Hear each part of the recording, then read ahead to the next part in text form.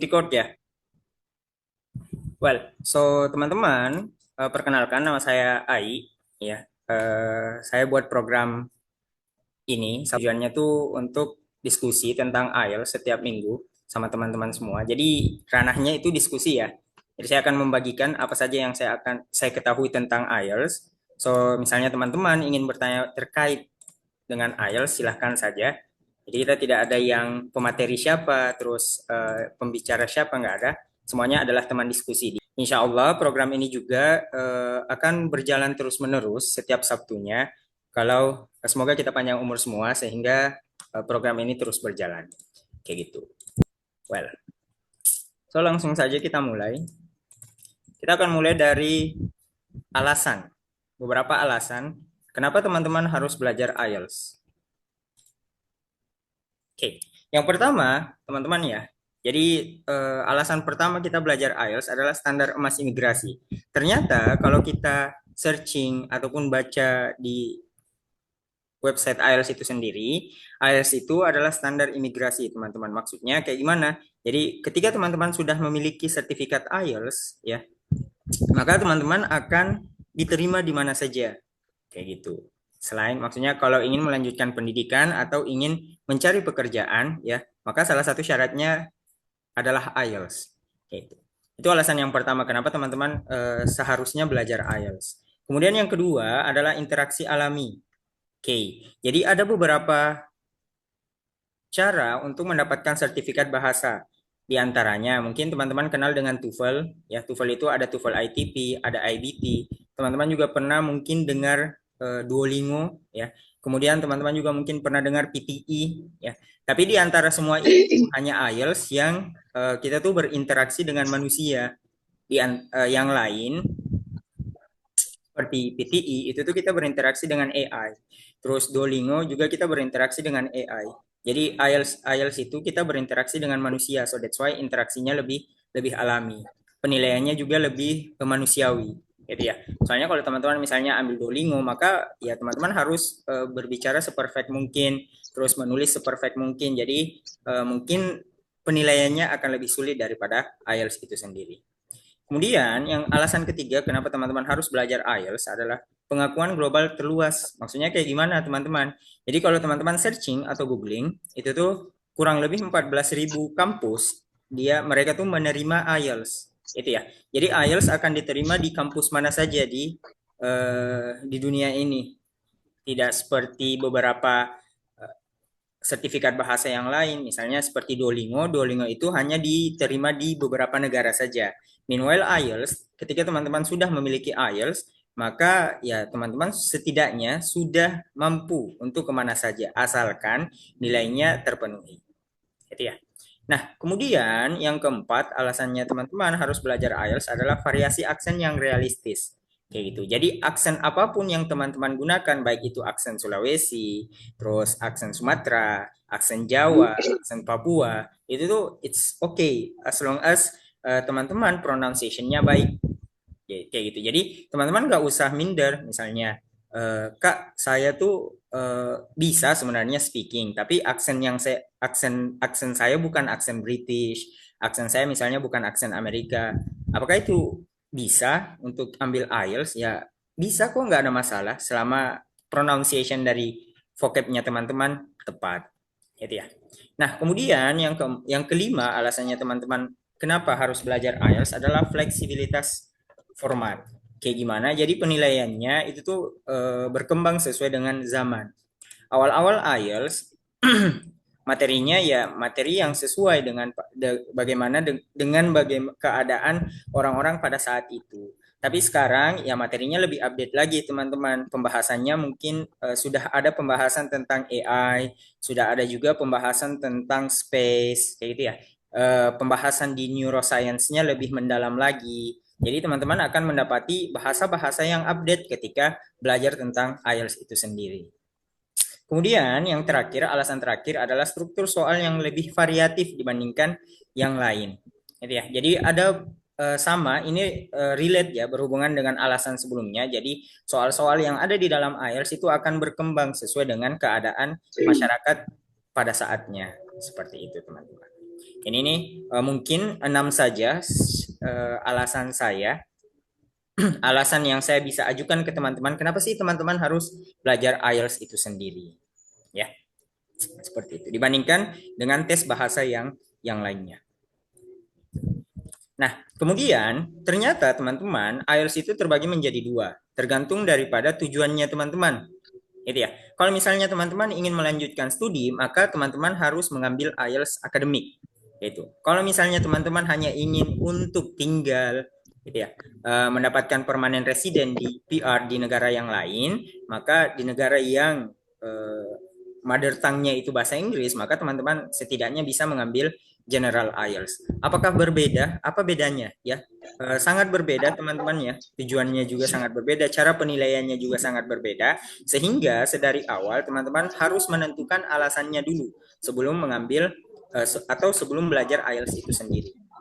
Jadi kalau misalnya mau teman-teman ingin melanjutkan studi, silahkan ambil IELTS akademik atau fokus belajar di IELTS akademik.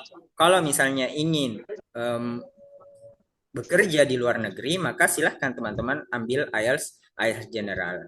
Nah,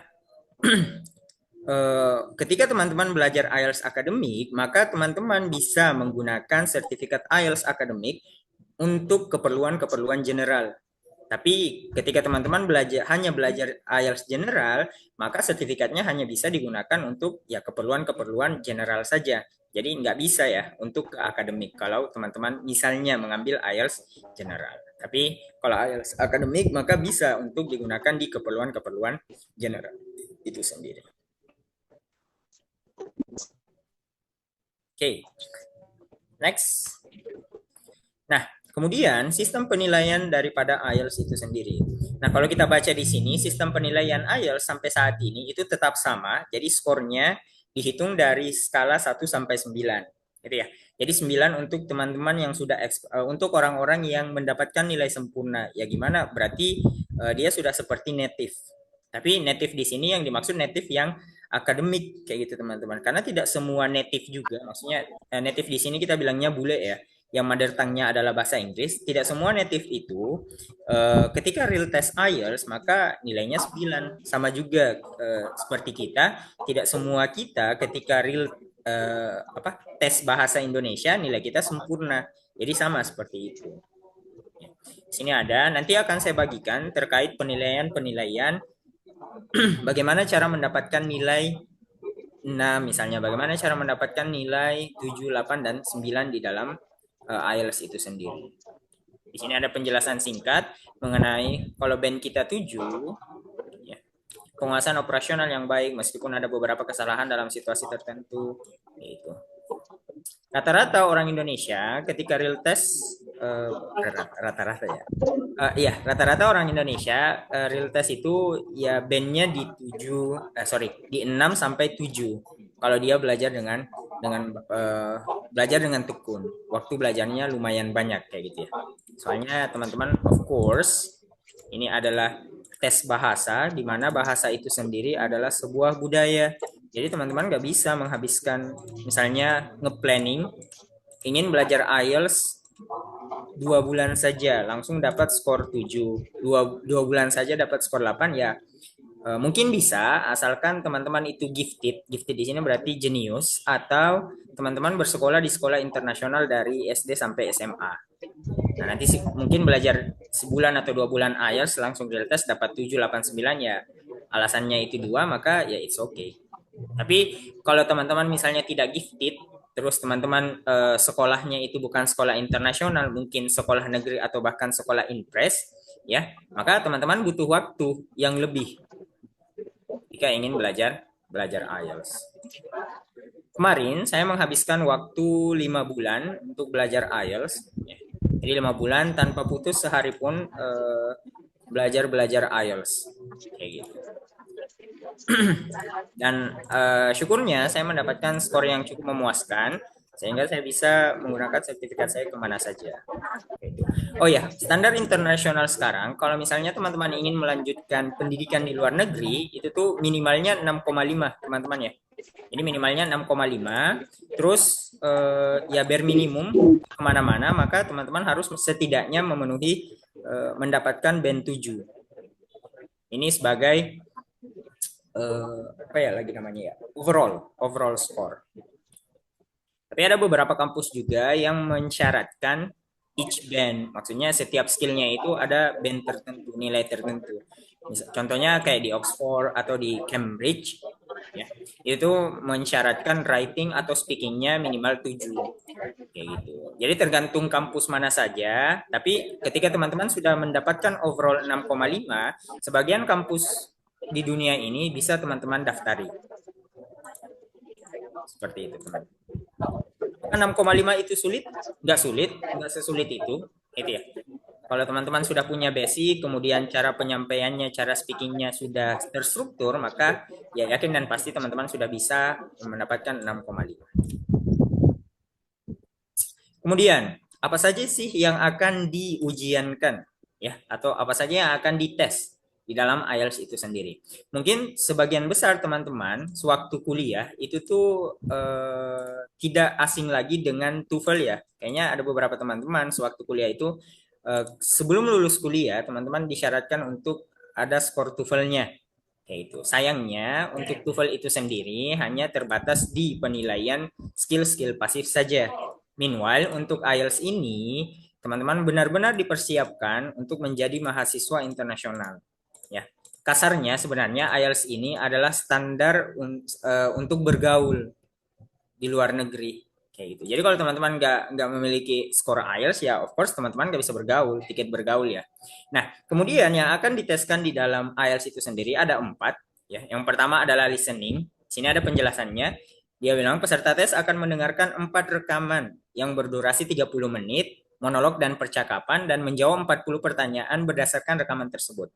Jadi di listening teman-teman akan diperdengarkan audio yang diputar selama 30 menit dan kemudian selama 30 menit tersebut juga teman-teman harus menjawab 40 soal. Kayak gitu. Kalau teman-teman benar semua, maka skor teman-teman adalah 9. Iya. Nanti juga saya akan kirimkan bagaimana penilaian listening itu sendiri.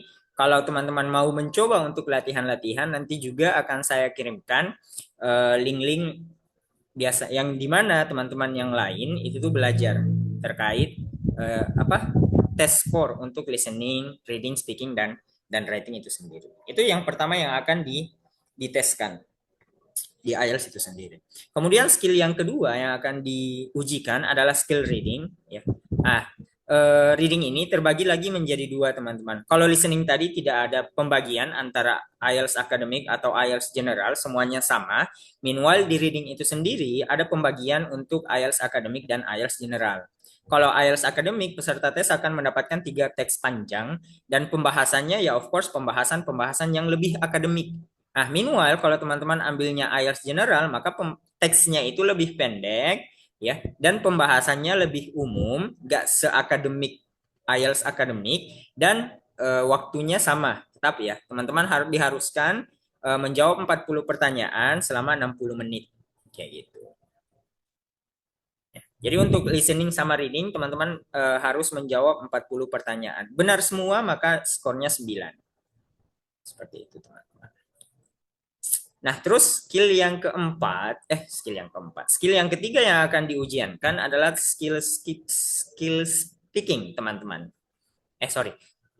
Oh, ini kebalik lagi. Ini kebalik ya. Yang ketiga itu tuh writing, ya terdiri dari 2 tugas menulis. Tas 1 mendeskripsikan grafik atau data. Kalau misalnya teman-teman mengambil IELTS akademik atau kalau teman-teman misalnya ambil IELTS general, maka di tas satunya itu teman-teman diharuskan untuk menulis surat, gitu ya. Jadi beda. Ini juga yang menjadi pembeda paling besar antara IELTS akademik dan IELTS general di writing tas satunya. Nah, meanwhile di writing task 2-nya tidak ada perbedaan antara IELTS akademik dan IELTS general, semuanya sama, teman-teman diharuskan menulis esai. Nah, kemudian waktu yang diperlukan untuk menyelesaikan writing task 1 dan writing task 2 itu tuh 60 menit. Kayak gitu. Ada berapa kata yang harus kita tuliskan, nanti kita akan bahas spesifik di pembahasan writing itu sendiri. Kemudian yang terakhir yang akan diujiankan adalah speakingnya teman-teman kayak gimana, ya, wawancara tatap muka. Nah, speaking ini adalah skill yang diujiankan dan waktunya paling pendek, 14 menit yang menentukan segalanya. Itu soalnya kebanyakan kita itu masih terbata-bata ketika ingin berbicara bahasa Inggris. Masih terlalu banyak fillernya, masih terlalu banyak diam seperti itu ya. Nah, speaking itu hanya 14 menit di mana teman-teman akan ditanya apa speakingnya akan dibagi menjadi tiga bagian dan setiap bagiannya memiliki tupoksinya masing-masing. Seperti itu. Oke, ini perkenalan singkat terkait skill-skill yang akan teman-teman ujiankan kalau semisalnya nanti real test IELTS. Kemudian selanjutnya kita bahas spesifik. Ini belum terlalu spesifik ya. Nanti di pertemuan-pertemuan selanjutnya kita akan bahas lebih spesifik lagi terkait listening dan skill masing-masing maksud saya. Oke, yang pertama adalah listening. Kita bahas singkat ya. Awalnya ya, tes terdiri dari 4 rekaman yang tingkat kesulitannya meningkat secara bertahap.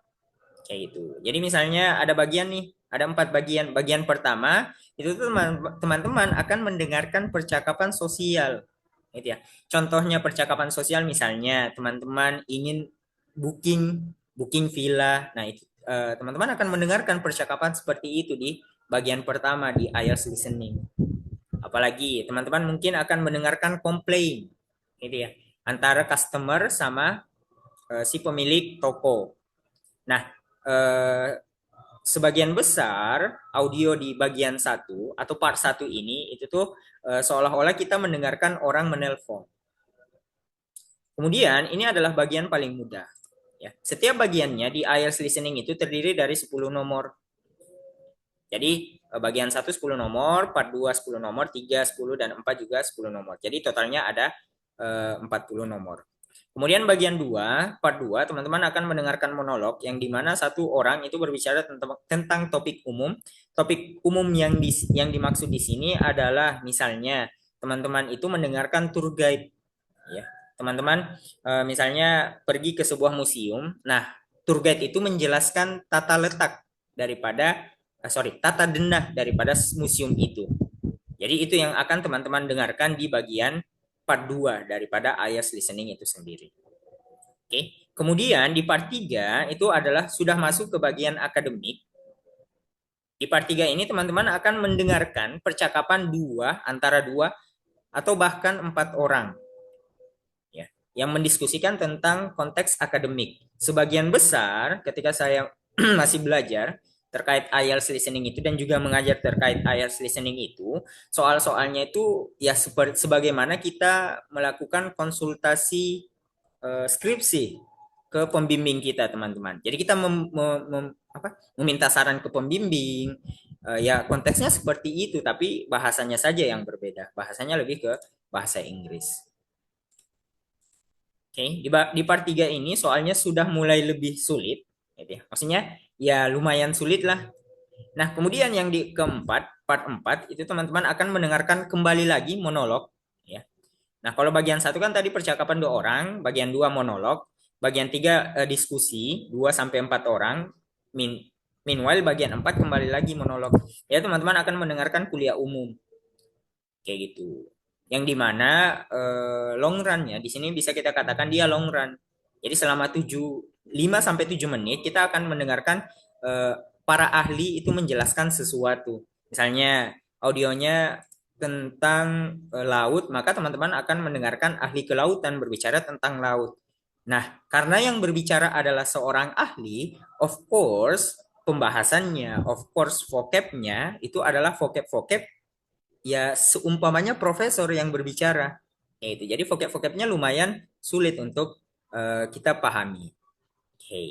Jadi ya of course untuk memahami keempat bagian di listening ini, ya teman-teman setidaknya butuh latihan yang cukup banyak. Jadi ya. Intinya adalah silahkan perbanyak latihan, membiasakan telinga mendengarkan ya bagaimana IELTS itu sendiri. Bagaimana sih bahasa Inggris diucapkan, bagaimana sih tulisan daripada bahasa Inggris itu. Saran saya untuk teman-teman yang memang serius untuk belajar IELTS, mulai saat ini teman-teman coba dengarkan podcast-podcast berbahasa Inggris, coba dengarkan lagu-lagu berbahasa Inggris ya. Lagunya itu tidak didengarkan saja, tapi coba teman-teman pahami sekiranya misalnya lagu si Taylor Swift misalnya ya, teman-teman mendengarkan lagu Taylor Swift, ya coba tuliskan liriknya sambil mendengarkan lagu Taylor Swift tersebut. Nah, kenapa? Karena itu tuh untuk meningkatkan pemahaman kita di listening, teman-teman. Nah, dari 40 pertanyaan, soalnya itu akan terbagi berbagai macam. Ya, of course ada pilihan ganda, ada matching-matching. Matching-matching di sini menyamakan sebuah informasi, ya.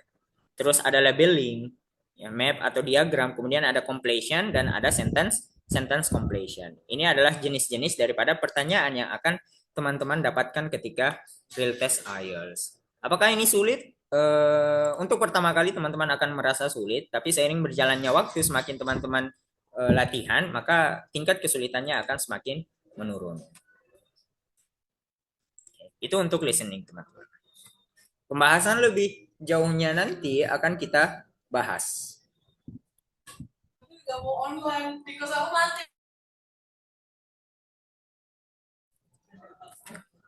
Oke.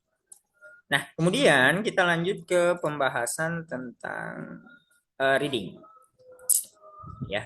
Sama seperti listening, reading ini adalah skill pasif yang dimana teman-teman tidak perlu melakukan mengeluarkan bahasa, tapi teman-teman harus memperbanyak input bahasa ya. Reading itu sendiri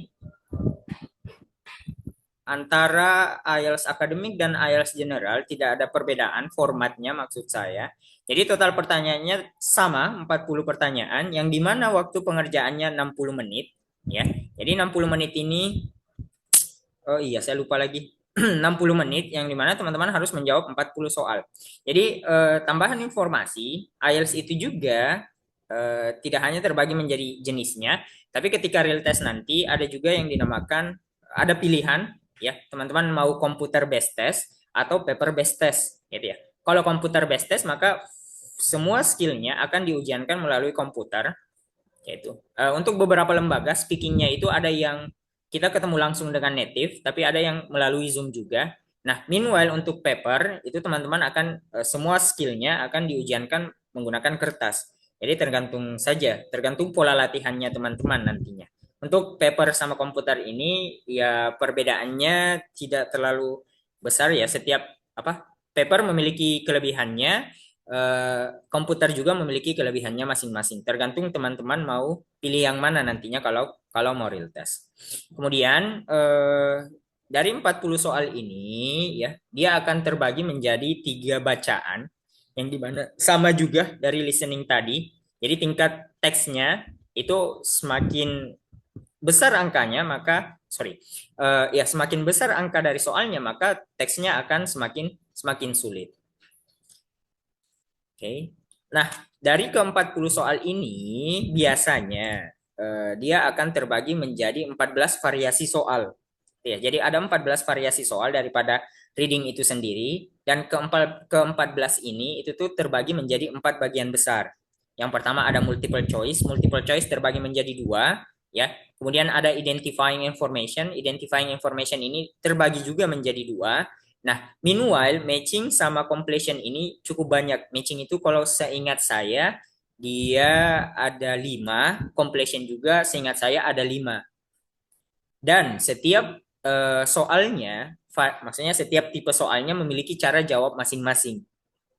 Jadi, cara kita menjawab multiple choice tipe 1 itu berbeda dengan cara kita menjawab multiple choice tipe tipe 2. Oke, ya. Nanti di pertemuan-pertemuan selanjutnya kita akan bahas ke-14 variasi soal ini. Bagaimana cara jawabnya menurut IELTS Advantages. Nah, terus ada beberapa skill yang setidaknya teman-teman harus kuasai, ya. Baik itu di bahasa Indonesia juga sih sebenarnya. Tapi untuk IELTS itu sendiri berkaitan dengan skill pasif, ya, skill reading maupun listening. Skill pertama yang teman-teman harus kuasai adalah skill skimming. Skimming berarti teman-teman mampu membaca cepat, ya. Kemudian ada skill scanning. Scanning berarti teman-teman harus mencari mencari sebuah kata di antara tumpukan kata. Ini skill paling dasar yang setidaknya teman-teman harus kuasai. Bagaimana itu skill scanning dan bagaimana itu skill scanning? Singkatnya adalah skill skimming, teman-teman membaca cepat, bukan dari kiri ke kanan ya, tapi dari kiri ke kanan, kemudian kanan ke kiri ke kanan, tapi itu yang dimaksud dengan skimming, bukan sebagaimana kita membaca novel, kita menikmati, tidak. Karena waktu kita terbatas ketika melakukan reading. Kemudian scanning, teman-teman menandai sebuah kata di soal. Dari kata ini kita cari di bacaannya kayak gimana. Nanti saya akan tampilkan bagaimana contoh daripada bacaan reading itu sendiri. Kemudian selanjutnya adalah ketelitian ejaan. Jadi salah satu kata saja, sorry, bukan salah satu kata, salah satu huruf saja, maka teman-teman jawabannya salah. Ya, bahkan untuk beberapa jawaban salah kapital saja. Seharusnya jawabannya itu kapital, tapi ternyata teman-teman jawabnya pakai kipitil, ya, kipitil, maka teman-teman salah juga. Yang seharusnya ada kapitalnya di awal, tapi teman-teman kipitil, nggak ada huruf kapitalnya di awal. Itu. Kemudian ini khusus untuk teman-teman yang mungkin nanti real test itu menggunakan paper based test, ya, untuk segera memindahkan jawaban, karena tidak ada waktu untuk memindahkan jawaban kalau soalnya apa? Kalau tesnya itu paper based test. Nah, kemudian kita lanjut ke speaking, teman-teman. Di awal saya menyatakan bahwa speaking itu terdiri dari 3 bagian, yang dimana bagian pertama, ya, perkenalan dan wawancara. Jadi teman-teman akan ditanyakan pertanyaan-pertanyaan sederhana saja, misalnya namamu siapa, terus kamu asal mana, tujuanmu belajar IELTS apa sih sebenarnya. Kemudian masuk ke part 1, itu tadi bagian intro. Kemudian masuk ke part 1, mungkin teman-teman akan ditanyakan hobimu apa, kayak gitu ya. Terus apakah hobimu dari kecil berubah sampai sekarang, cita-citamu apa sih sebenarnya, kayak gitu.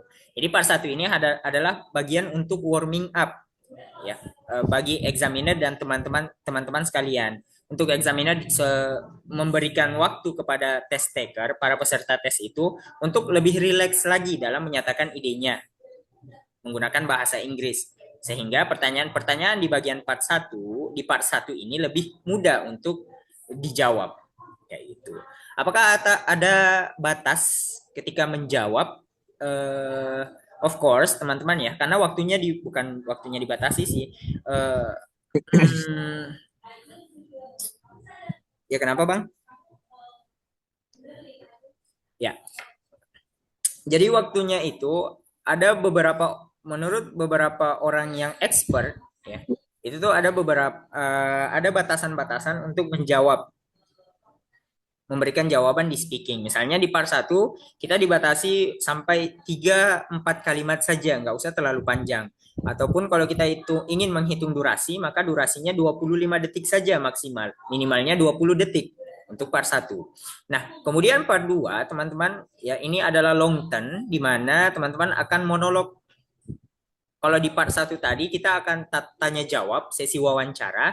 Meanwhile di part 2 ini kita hanya berbicara sendiri. Terus apa yang harus kita bicarakan? Teman-teman akan diberikan cue card.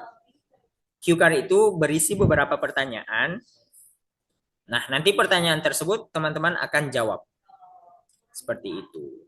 Topiknya ya lebih spesifik lagi dibandingkan daripada pertanyaan-pertanyaan di part 1.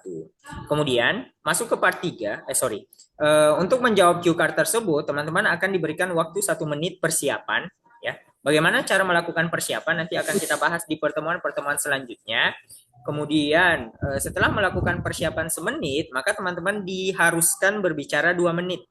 Kayak itu. Apakah harus 2 menit? Ya, ya of course, teman-teman harus berbicara selama 2 menit. Kalau gimana kalau tidak bisa sampai 2 menit? Ya. Ya maka teman-teman mungkin ya, ini mungkin akan diberikan penalti. Kayak gitu. Nah, ketika berbicara, ini tadi relate dengan pertanyaan vocab ya. Kayak gitu. Jadi ketika teman-teman speaking, itu ada 4 penilaian yang akan dinilai. Yang pertama adalah fluency dan coherence. Fluency itu kelancaran teman-teman. Maka pertanyaannya bagaimana sih orang berbicara lancar itu? Kayak gitu. Jadi lancar itu ketika teman-teman bisa mengucapkan 90 kata dalam 1 menit, minimalnya 90 kata, ya. Antara 90 sampai 150 kata 1 menit itu tuh fluence, yang dimaksud dengan fluence. Maka kalau di bawah 90 kata dalam 1 menit, ya berarti teman-teman belum fluent, belum sefluence itu. Terus coherence ini kesinambungan, ya. Misalnya teman-teman ditanya siapa namamu, tapi teman-teman menjawab saya tinggal di sini, ya of course itu tidak berkesinambungan. Jadi dia tidak coherence. Jadi jawaban dan pertanyaan apa? Jawaban yang kita berikan seharusnya menjawab dari apa yang ditanyakan oleh si examiner. Terus yang kedua penilaiannya adalah lexical resource, yaitu penggunaan vocabulary kayak gitu. Jadi teman-teman setidaknya harus paham kapan sebuah kata digunakan ya. Kalau misalnya teman-teman nonton di video kemarin, ada di video YouTube saya di cara melakukan paraphrasing, itu tuh ada beberapa kata yang harus kita gunakan dan konteksnya harus sesuai. Contohnya kayak mungkin kayak comfortable, kapan harus kita gunakan comfortable, kapan harus kita gunakan convenient, kapan harus kita gunakan cozy. Ya even maknanya sama, sama-sama nyaman, tapi konteks penggunaannya berbeda, teman-teman. Nah, salah satu penilaian daripada lexical resource itu seperti itu. Apakah kita mampu menggunakan eh, sebuah kata dengan konteks yang sesuai? Soalnya kalau misalnya kita menggunakan sebuah kata dan konteksnya ternyata tidak sesuai, maka ya aneh jatuhnya. Gitu. Sama saja misalnya ada orang yang berbicara bahasa Indonesia, tapi konteks katanya tidak sesuai. Misalnya, contohnya dia bilang seekor manusia, ya. Ya even maknanya sama dengan seorang manusia, tapi kan konteks penggunaan kata seekornya tidak sesuai. Maka aneh kedengarannya. Nah, begitu juga dengan penggunaan vocabulary di dalam bahasa Inggris. Kemudian, grammatical range dan accuracy, sejauh mana sih teman-teman bisa menggunakan grammar yang baik dan benar ketika melakukan speaking? Apakah ini penting? Ini cukup penting untuk dipelajari ya, teman-teman, grammar di dalam speaking. Kenapa dia cukup penting? Karena teman-teman, of course, itu tuh dituntut untuk berbicara seakademik mungkin. Ya. Mungkin untuk berbicara sehari-hari ya teman-teman bisa standarnya syarat untuk berbicara sehari-hari kan setidaknya lawan bicara saya paham apa yang saya bicarakan.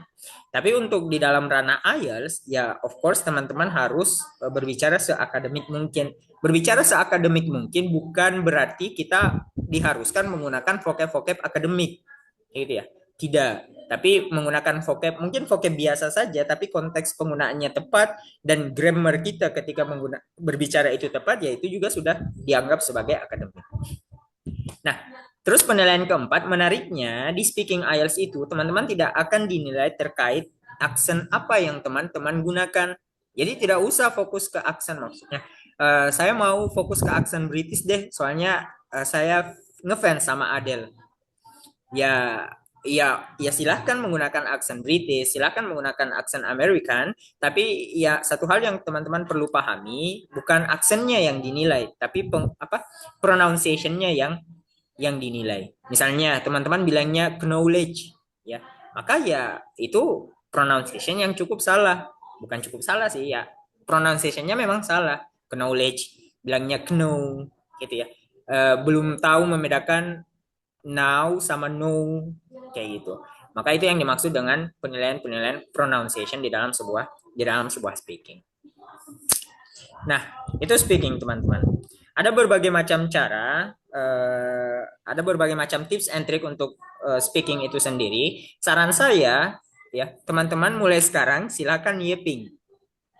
Ya, yeping setiap hari mungkin 2 sampai 3 menit yeping di depan kaca atau yeping untuk buat video TikTok gitu ya, untuk berbicara 2 sampai 3 menit. Kenapa? Karena ini tuh untuk membangun kebiasaan teman-teman sehingga fluensinya itu lebih lebih bagus. Soalnya yang soal gimana ya bilangnya? Yang paling dinilai sebenarnya adalah fluensinya teman-teman sebagai selancar apa teman-teman menyampaikan ide di dalam bahasa Inggris itu sendiri. Menggunakan bahasa Inggris itu sendiri. Kayak gitu. Nah, selanjutnya ada writing. Nah, masih sama seperti yang saya sampaikan di depan, writing itu terbagi menjadi 2. Kita bahas dan kedua writing ini harus teman-teman selesaikan selama 60 menit. Jadi kalau waktunya sudah habis ya of course maka sudah selesai semuanya. Terus writing itu terbagi menjadi 2, writing task 1 teman-teman akan menulis laporan kalau ambil akademik, dan teman-teman akan menulis surat kalau ambil general training. Oke, dari 60 menit, maka 20 menitnya disarankan untuk menyelesaikan writing task 1, yaitu dalam 20 menit tersebut teman-teman setidaknya wajib untuk menuliskan 150 kata, kayak gitu. Jadi harus ya. Kalau bagaimana kalau tidak sampai 150 kata? Bagaimana kalau hanya 149 kata saja? Ya. Jadi kalau teman-teman tidak memenuhi bare minimum, maka akan dikenakan penalti, dan penaltinya cukup besar, yaitu 0,5. Kemudian bobot penilaian dari writing task 1 itu sepertiga daripada total writing itu sendiri. Terus di writing task 2 teman-teman akan menghabiskan setidaknya, teman-teman disarankan untuk menghabiskan waktu 40 menit dari 60 menit yang diberikan. Nah, selama 40 menit tersebut, teman-teman diwajibkan menuliskan 250 kata. Bagaimana kalau saya hanya menulis 249 kata saja? Ya, maka teman-teman dikenakan penalti. Ini bare minimum 150 dan 250. Ya, 150 kata di writing task 1 dan 250 kata di writing task 2. Ini bare minimumnya. Apakah ada bare maksimum? Sebenarnya tidak ada bare maksimum, tapi teman-teman tidak diperkenankan untuk menulis sampai 400 kata misalnya di writing task 2. Itu too much.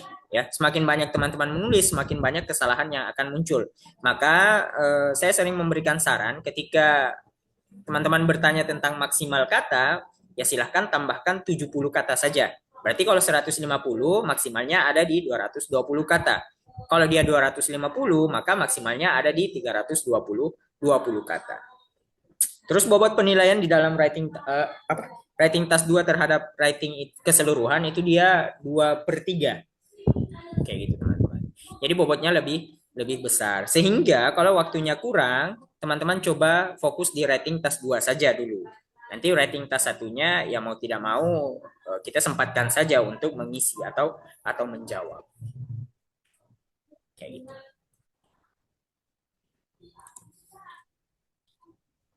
Oke, itu saja sih teman-teman. Sekian dulu ya untuk hari ini, untuk pertemuan hari ini. Terus kalau misalnya uh, apa pertemuan diskusi ini tuh bersifat terbuka. Jadi sewaktu-waktu misalnya teman-teman punya teman dan dia masih ingin join, itu silakan. Soalnya setiap pertemuan akan saya usahakan untuk record. Terus kalau misalnya teman-teman ingin menonton kembali, ya nanti akan saya upload kok di YouTube. Silahkan nonton kembali di YouTube itu sendiri. Oke. Nah, di YouTube itu juga nanti saya akan mencoba untuk membahas tentang grammar-grammar yang setidaknya berguna di dalam IELTS itu sendiri. Kalau ada yang bertanya tentang grammar apa saja yang harus saya pahami, maka saya akan menyarankan teman-teman belajar basic dari grammar itu di bahasa Inggris adalah part of speech. Jadi teman-teman harus paham part of speech itu kayak gimana. Terus teman-teman juga harus paham bagaimana cara membuat kalimat sederhana, simple sentence, kemudian kalimat compound, terus kalimat kompleks harus paham. Terus harus, ya itu saja sih yang menjadi poin penting, grammar penting untuk teman-teman bisa gunakan di IELTS itu sendiri.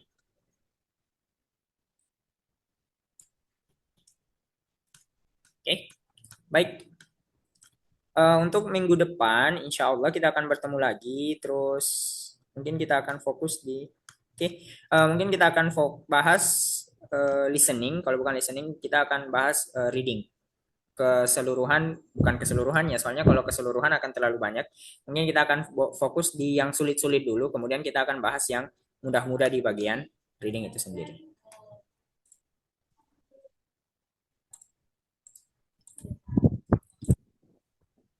Oke, terima kasih banyak teman-teman semua ya. Mohon maaf kalau misalnya ada salah kata. Ya, sampai jumpa di minggu depan. Kelas dismissed. Wassalamualaikum warahmatullahi wabarakatuh.